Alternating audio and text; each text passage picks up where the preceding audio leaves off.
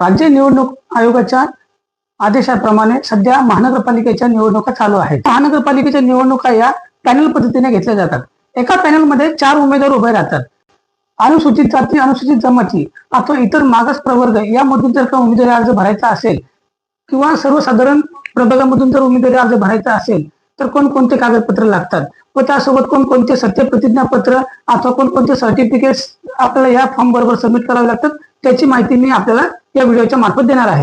नामनिर्देशन पत्र भरताना त्या अर्जासोबत तुम्हाला डिपॉझिट भरल्याची पावती जोडावी लागेल.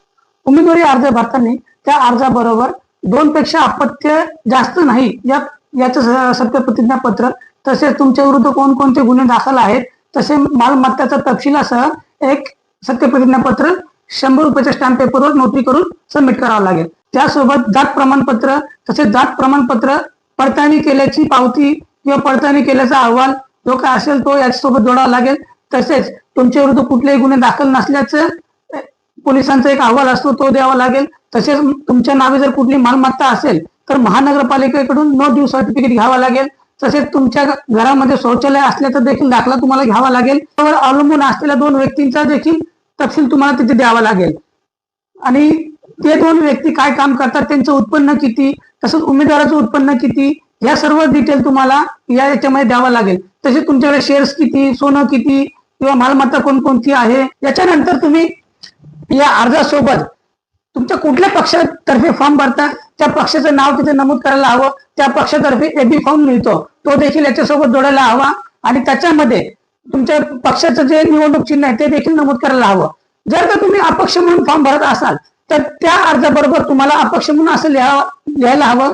तसेच त्या अपक्षाच्या खाली तुम्हाला 3 निवडणूक चिन्ह देखील तुमच्या अर्जामध्ये नमूद करून द्यावे लागतात. त्या निवडणूक चिन्हांपैकी एक निवडणूक चिन्ह तुमच्यासाठी देईल व त्याच्या अनुषंगाने तुम्हाला तुमचा प्रचार करता येईल. त्याच्यानंतर तुम्हाला या फॉर्म मध्ये एक अनुमोदक आणि एक सूचक, एक प्रस्तावक याप्रमाणे दोघांचे नावे द्यावे लागतील आणि त्यांचे नावे देखील याच मतदार यादीमध्ये असणं आवश्यक आहे. तुमचं देखील नाव त्याच मतदार यादीमध्ये असणं आवश्यक आहे आणि त्यानंतर तुमचा मतदार यादी क्रमांक, अनुक्रमांक देखील नमूद करायला हवा.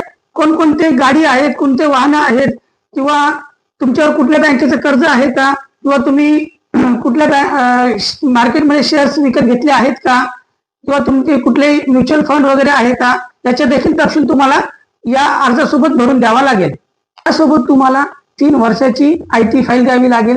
तसेच तुमच्यावर अवलंबून असलेल्या तुमच्या पतीच्या अथवा पत्नीची देखील IT फाईल तुम्हाला